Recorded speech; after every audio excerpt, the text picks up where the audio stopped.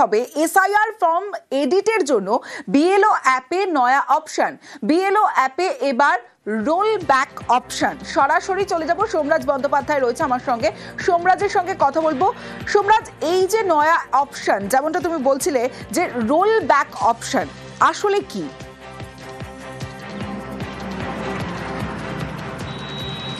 এই rollback option জাতীয় নির্বাচন কমিশনের তরফে ইতিমধ্যেই বুথ লেভেল অফিসারদের জন্য তৈরি যে অ্যাপ, সেই অ্যাপে নিয়ে আসা হয়েছে।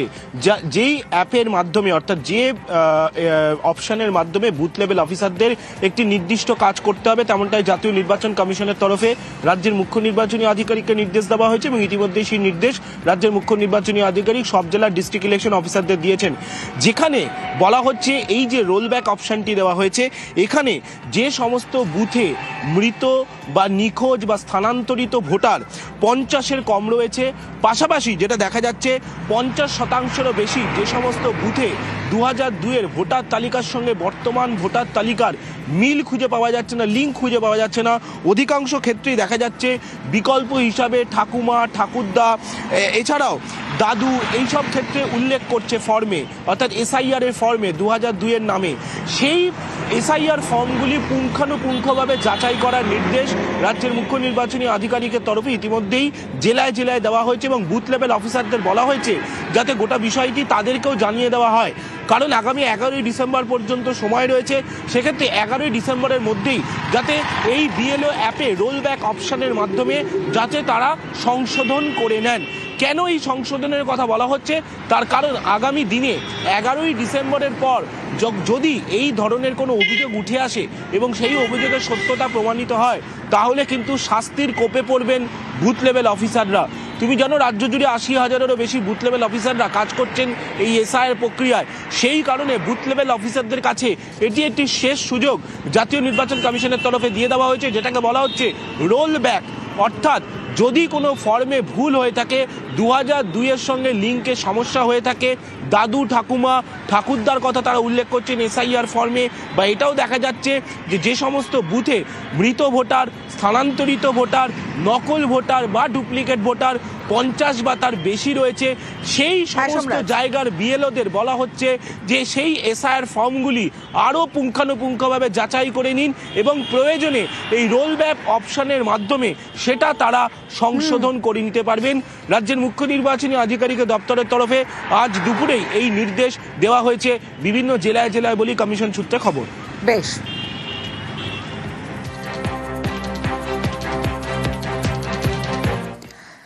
11ই ডিসেম্বর ফর্ম জমা শেষ দিন, আর তার আগে আরো কড়া নিয়ম মেনে এসআইআর নির্দেশ কমিশনের। এতেই অনেকের প্রশ্ন, তাহলে কি এতদিন ধরে যে পদ্ধতিতে এসআইআর করা হলো তাকে কি ফাঁক ছিল? আর এসআইআর সত্ত্বেও কি ভুয়ো ভোটার ঢুকে পড়েছে, নাকি বিজেপির ক্রমাগত চাপে কমিশনের এই পদক্ষেপ?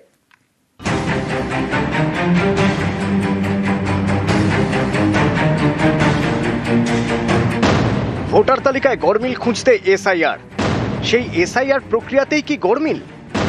এসআইআর এর পরেও কি লিস্টে ভুয়ো নাম থেকে যাচ্ছে?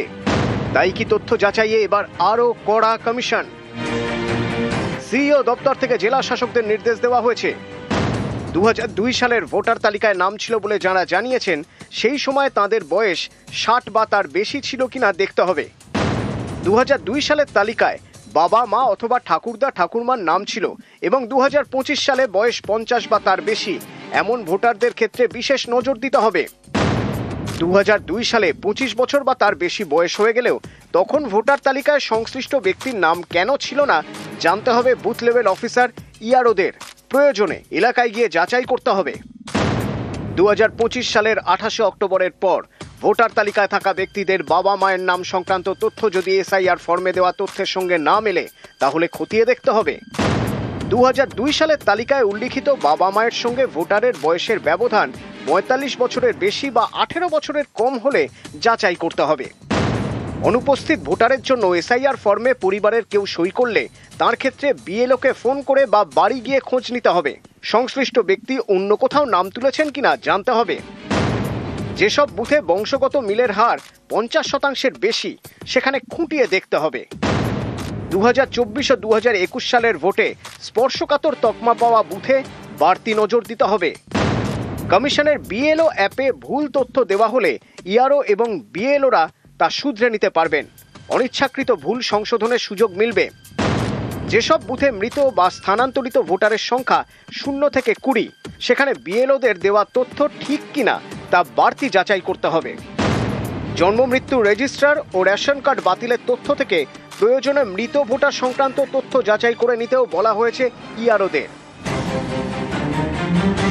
তাড়াহুড়ো করে এসআইআর এর অভিযোগে প্রথম থেকেই সরব তৃণমূল। শেষমেশ ফর্ম জমা দেওয়ার শেষ তারিখ থেকে চূড়ান্ত ভোটার লিস্ট বের করা সবেরই সময়সীমা 7 দিন করে বাড়িয়েছে কমিশন। এবার একগুচ্ছ কড়া নির্দেশ। তাহলে কি পুরনো নিয়মে কোনো ফাঁক ছিল? কমিশন বলেছিল যোগ্য ভোটাররা নিশ্চিন্তে ভোট দেবেন, অযোগ্যরা দিতে পারবেন না। এটা কি নিশ্চিত করা যাচ্ছে না? এসআইআর করেও কি লিস্টে ভুয়ো ভোটার রাখা যাচ্ছে না? তাই কি তথ্য যাচাইয়ে আরো কড়া কমিশন? এরপরেও আরো স্ক্রুটিনি হতে পারে। এই যে আমরা এখন বলছি যে আরেকবার করে যান, তার মানে কি বিএলও কাজ করেননি? তা তো নয়, ভুল হতে পারে কোনো কোনো ক্ষেত্রে। সেই ভুলগুলো যাতে ঠিক করা যায় তারই চেষ্টা। গত কয়েকদিনে কমিশনকে বারবার নিশানা করেছে বঙ্গ বিজেপি। শ্বশুর বাবা হয়ে যাচ্ছে, বাবা ভাড়া পাওয়া যাচ্ছে, মায়ের থেকে মেয়ের বয়স বেশি হয়ে গেছে। এটা দেখবার জন্য গণেশ কুমারকে নিজে পশ্চিমবঙ্গের আসার প্রয়োজন আছে। 26, 27, 28 এই 3 দিনের প্রত্যেকটা এন্ট্রিকে স্পেশাল অবজারভার এবং ইসিআই টেকনিক্যাল টিমকে দিয়ে এআই ফটো স্ক্যান এবং আপনার যা যা মডার্ন ব্যবস্থা আছে অডিট করতে হবে। কমিশনকে বারবার নিশানা বিজেপির, বারবার চাপ তৈরির চেষ্টা। এর জেরেই কি এবার এসআইআর নিয়ে আরো কড়া কমিশন? নিজেদের সাংগঠনিক ব্যর্থতা। নিউজ 18 বাংলা।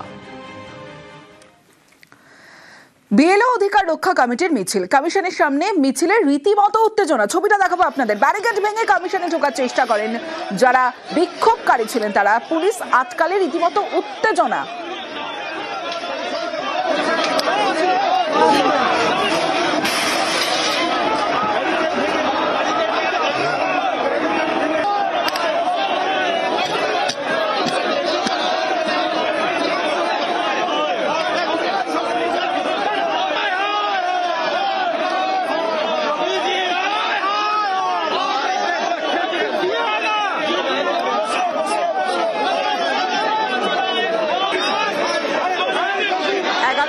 দাবি, আর সেই দাবি নিয়ে নির্বাচন কমিশন ঘেরাও বিএলও অধিকার রক্ষা কমিটির, যেখানে উত্তেজনা। প্ল্যাকার্ড হাতে যারা বিক্ষোভকারীরা আসেন, সেই সময় পুলিশ আটকালে রীতিমতো উত্তেজনা। পুলিশের সঙ্গে ব্যারিকেড ভাঙার চেষ্টা করেন বিএলওরা।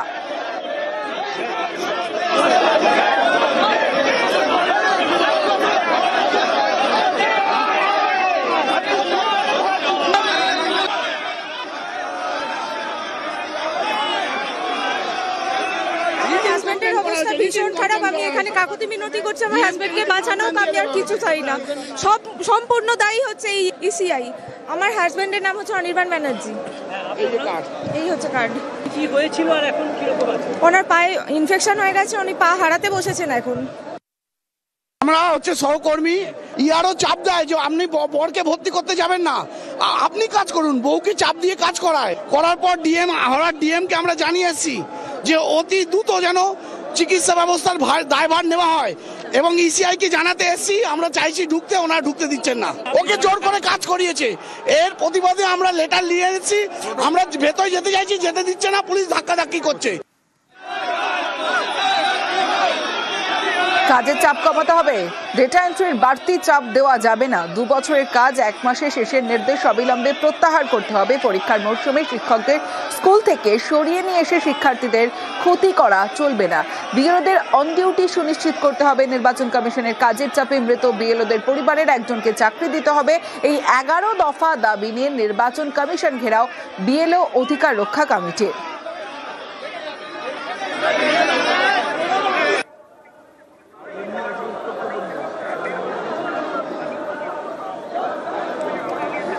প্ল্যাকার্ড নিয়ে রাস্তায় বসে বিক্ষোভ দেখান বিএলও অধিকার মঞ্চের যারা বিক্ষোভকারীরা আজ আসেন এবং সেখানে বিএলও অধিকার রক্ষা কমিটির মিছিল কমিশনের সামনে রীতিমতো উত্তেজনা, রাস্তায় বসে বিক্ষোভ দেখাতে থাকেন যখন ব্যারিকেড দিয়ে পুলিশ আটকায় এবং পুলিশ আটকানোর পরেই ব্যারিকেড ভাঙার চেষ্টা করেন এবং রাস্তায় বসে বিক্ষোভ দেখাতে থাকেন। 11 দফা দাবি, যেখানে একাধিক দাবি রয়েছে, যেমন পরীক্ষার মৌসুমে শিক্ষকদের স্কুল থেকে সরিয়ে নিয়ে এসে শিক্ষার্থীদের ক্ষতি করা চলবে না, বিএলওদের অন ডিউটি সুনিশ্চিত করতে হবে, এরকম 11 দফা দাবি নিয়ে নির্বাচন কমিশন ঘেরাও বিএলও অধিকার রক্ষা কমিটি।